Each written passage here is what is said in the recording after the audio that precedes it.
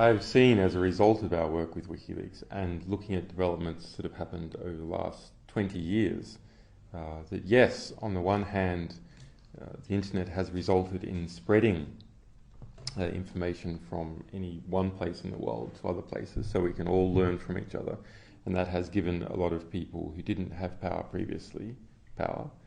On the other hand, there's a development to counter that, and it's not clear which development is going to win in the end. But as human societies have merged with the internet, they have become completely enmeshed with the internet all together, all at once. It has become our nervous system for a global human civilization. Not just companies sending an email to one another over international lines, but even husbands and wives communicating their innermost feelings when they're going to do something. Activists, journalists, state-to-state communication, bureaucracies, all merge together with the internet. So a disease which affects the nervous system of civilization affects our ability to do a whole lot of things, to comprehend ourselves. It is unlike any other sort of problem because it affects even our ability to understand the problem. So as human civilizations have moved onto the internet, as all our information has moved onto the internet, it has also moved into the pockets of vast state spying apparatuses, principally in the United States, but also in some other countries as well. So that's a transfer of knowledge from every one of us who uses the internet into the National Security Agency of the United States and its cronies and similar and allied organizations across the world. That transfer of power is the greatest theft that has ever happened in human history. It's something that is happening to all human civilization at once, because all human civilization, all the powerful parts of it, are moving onto the internet. This is not a problem like, say, the problems that occurred in Germany in World War II, or a problem in South Africa, or a problem in Zaire, or a problem in military dictatorship in Brazil or Argentina, that affected one or just a few countries at once. And then other countries will be all right, and then can provide assistance and lead the way out of it.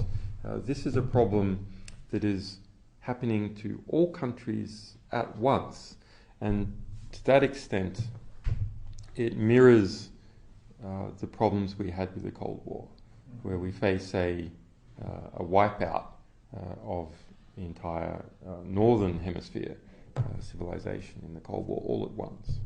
You single out two of the most popular tools of internet, which are Google and Facebook. Now, many people would say that Google is a great tool for knowledge and that Facebook is a great tool for social connection. They wouldn't see it as a danger. No, they don't, because it has been previously successfully concealed from them.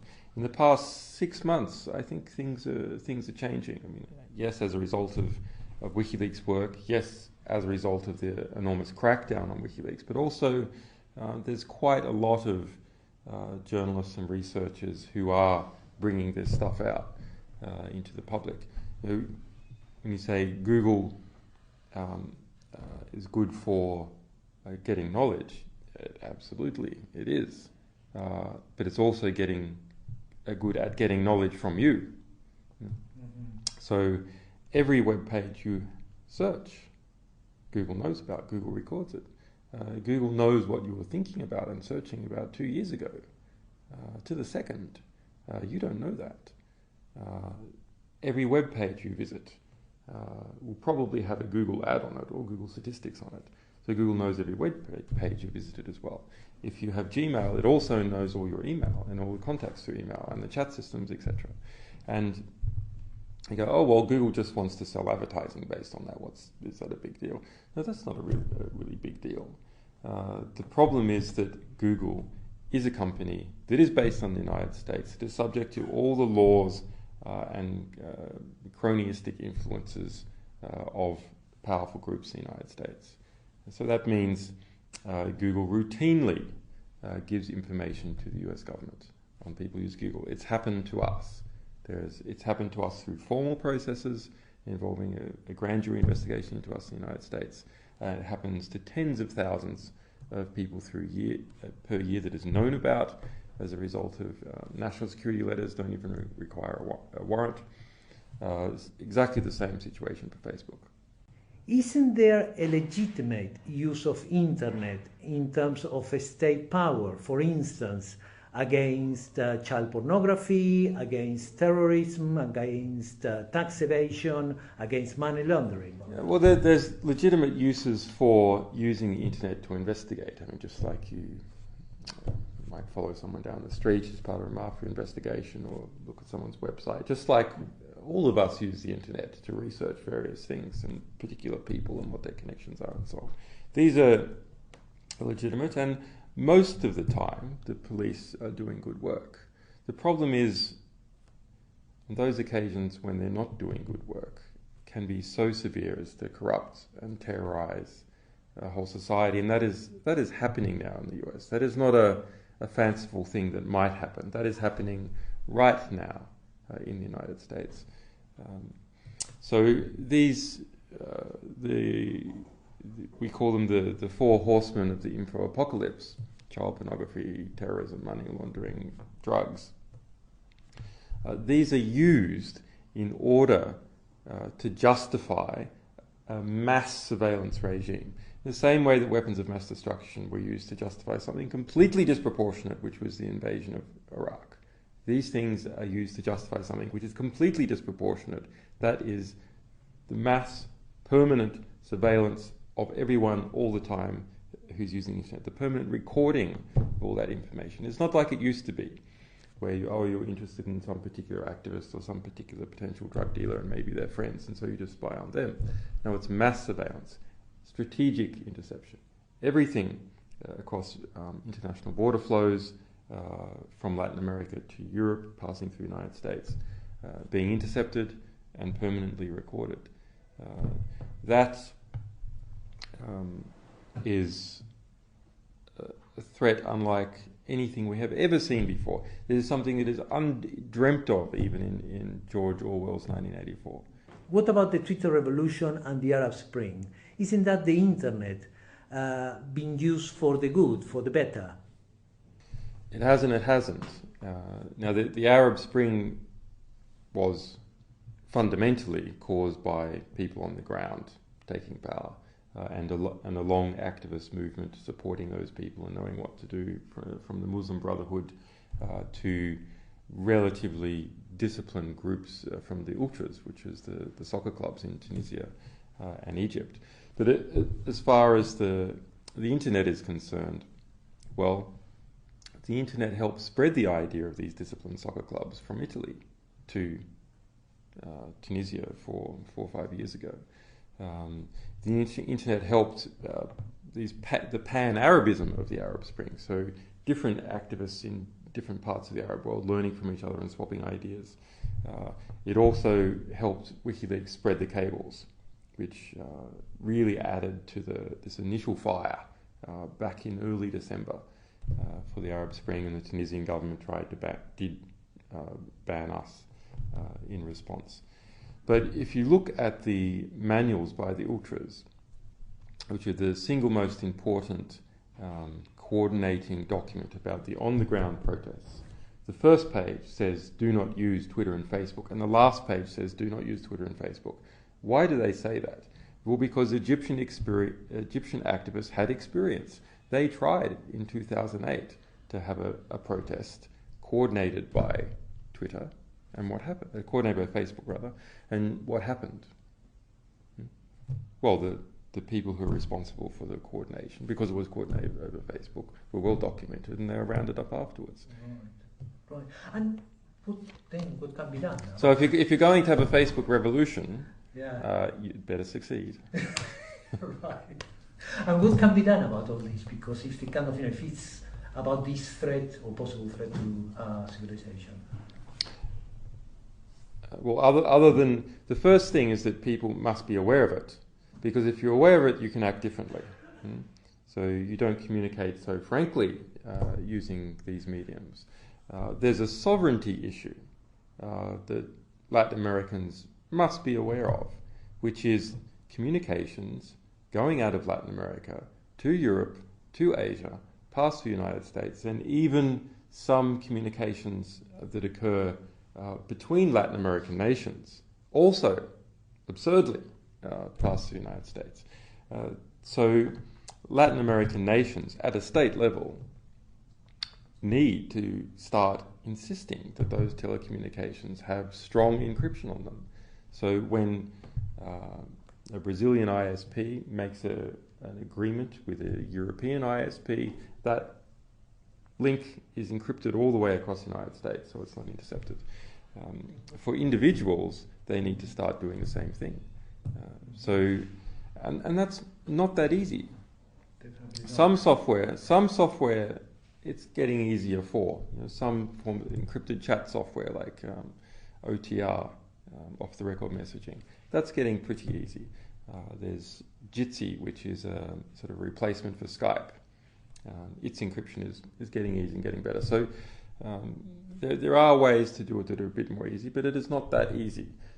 On the other hand, if we call on people to start producing encryption software and say there's a market for this, there's a market for this at a state level, there's a market for this at a company level, there's a market for this at individual level, then people will start producing what is necessary. And if we try and go back in history and look to see, does this have any analogy? Well, it does, and George Orwell was writing about these sort of issues in 1945 after the first dropping of the atomic bomb. Because the atomic bomb, because it is so onerous to produce, it takes so many resources to produce, is inherently an organization that centralizes power amongst already extremely powerful groups. So you end up with maybe only 3 or 4 nation blocks in the world. On the other hand, simple devices such as rifles used during the period of American independence are used by small groups and make them competitive with large groups. So it has a democratizing tendency. Well, encryption is one of these things that you can use to stand up to the full national willpower of the United States. That's what WikiLeaks did. WikiLeaks used encryption to defeat a superpower. And we can all do that to greater and lesser extents, insofar as we can encrypt our telecommunications with individuals and other small groups. Latin American states can encrypt their telecommunications, and if they do it right, and it's not that easy to do it right, but if they do it right, then they can resist the will of even a superpower to try and understand what they're saying. If you look at the penetration of Argentinian society or Brazilian society by Facebook and Google, it's almost complete. I mean, for those people who have influence in the society.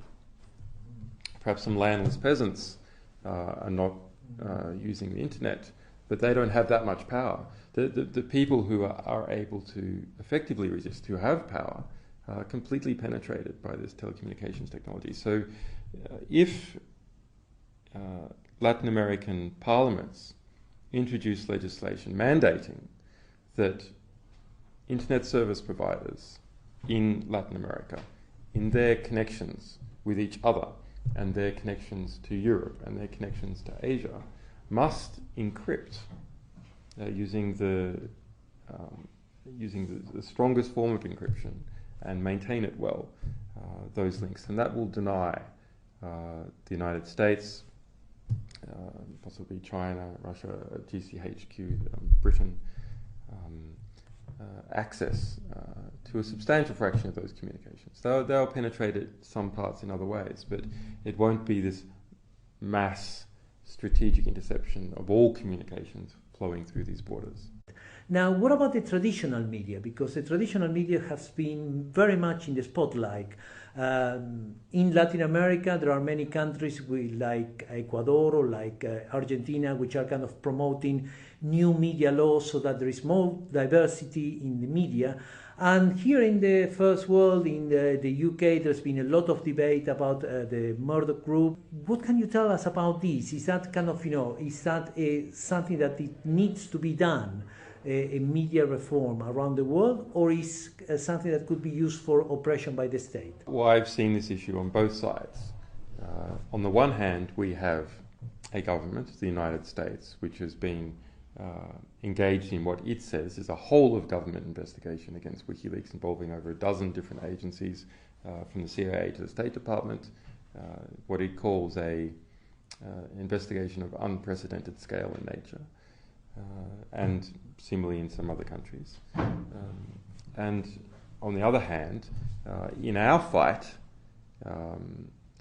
for an accurate public record about what has happened to us, we see media organisations such as News Group, which is owned by Rupert Murdoch, several here in the United Kingdom, the Bonnier Group, which owns 60% of the media in Sweden, falsifying history in a really egregious manner because their organisations are in some way have some interest in the case.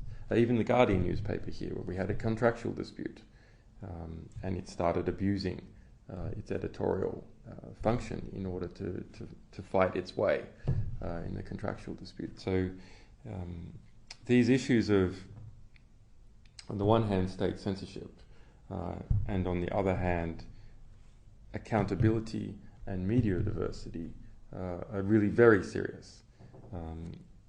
In fact, they are possible, other than this mass spying issue, I think they are the most serious issues that affect society, because in order to come to a decision about which group we support in society, I'm not talking about voting, that's a very limited aspect, but which group we support or do not support through our business deals, through we may advise our cousin to marry this person and not that person based upon their behaviour. All these decisions are made on the basis of what knowledge that we have. What knowledge do we have? Well, we have our personal experience, we have our mediated experience, and a good chunk of our mediated experience is mediated by professional media. And unfortunately, it is a fact that the media as an industrial concern, an industrial body, primarily is used to bolster the other industrial interests of its owners. And President Correa speaks about freedom of extortion versus freedom of expression. Now, I might put things differently, but we have seen that actually abuse of media, the abuse of market power by media groups is a significant problem. And I think the way to deal with this problem is to massively increase the number of players in the market. Fire.